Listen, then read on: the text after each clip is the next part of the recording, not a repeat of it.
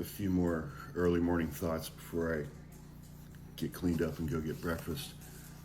It's about 10 minutes till 7 on Sunday, June 22nd, the morning after we bombed Iran. I had a few more thoughts. First, I turned on the TV. Thank God I didn't have the sound on. And I immediately saw Scott Jennings on CNN. I turned the volume up a little bit, and he was talking about how amazing this was and how incredibly smoothly the White House and the Department of Defense have been operating. And listening to him for less than 30 seconds simultaneously made me want to throw up and gave me diarrhea. So I muted him.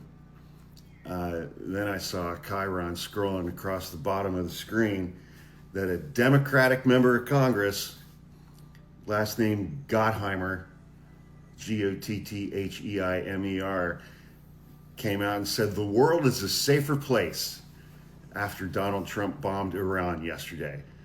So we have a Democrat in Congress saying that the world is a safer place. Iran hasn't responded. They may not respond for several months. They may not respond in the Middle East. They may respond somewhere else through any number of their proxies who are still functioning all around the planet.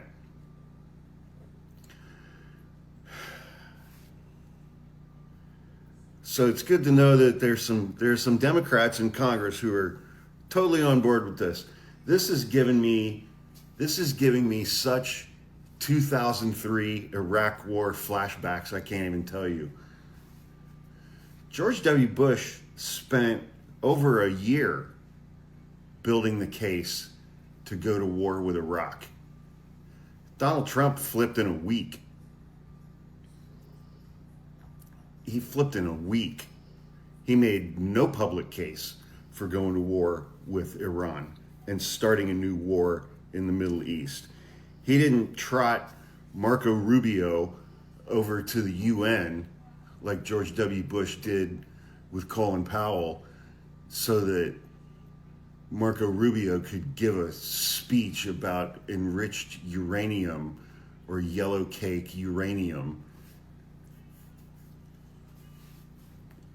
Oh, fucking hell, man.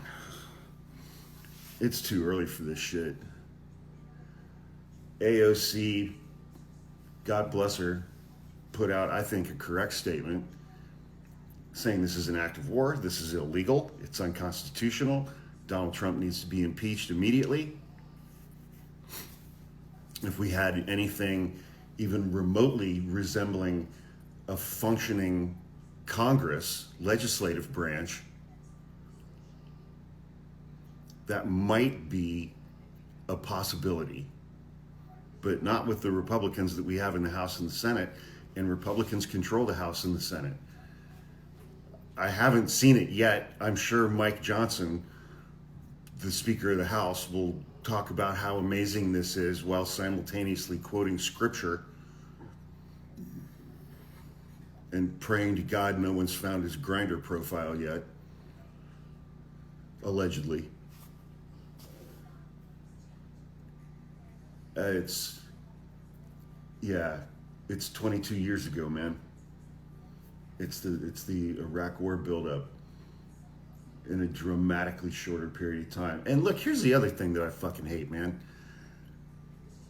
I'm not sitting here defending the Iranian regime. The Iranian regime is objectively terrible and awful. And the only thing that the current Iranian regime seems to have actually mastered effectively is oppressing Iranian people. I mean, don't forget a couple of years ago, there started a small movement of young women in Iran who were going out in public without the required head coverings that the cleric regime required women to wear in public.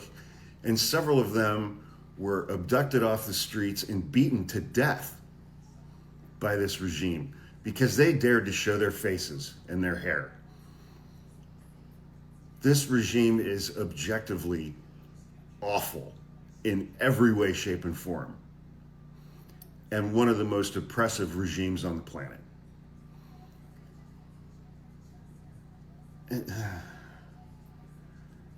I wish the Iranian people had different leadership, had democratic leadership, had some level of actual freedom and self-determination, especially women in Iran. But this isn't how you go about changing that regime.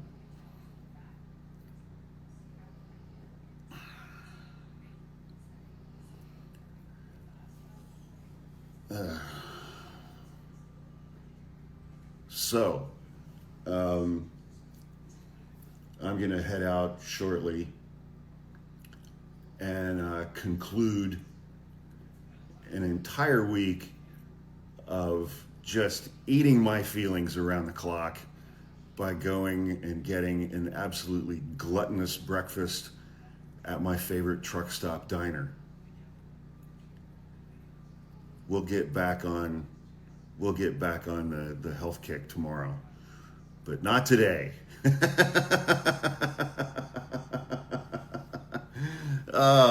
Not today, kids.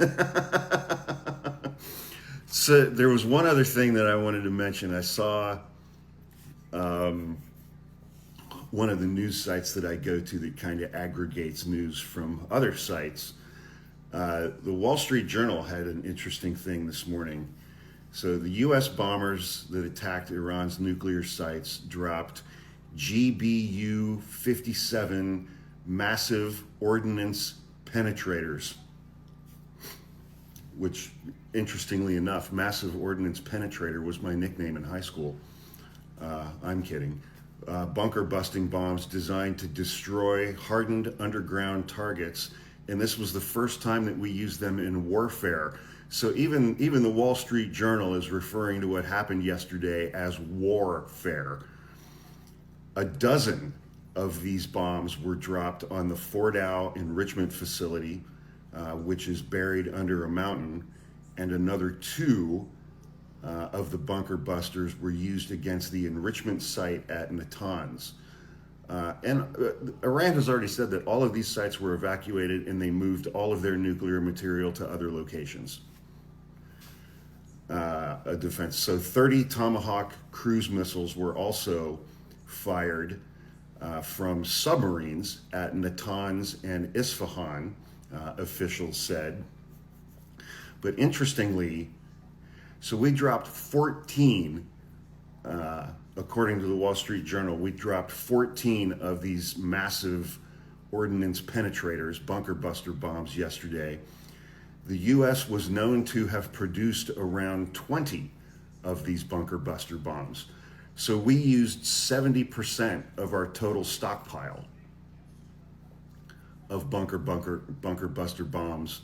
Say that 3 times fast. Bunker buster bombs. We used 70% of our total stockpile of those bombs yesterday in one mission.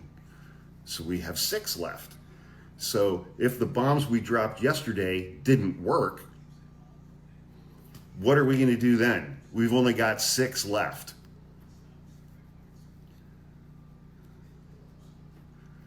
I did a 10-minute long video last week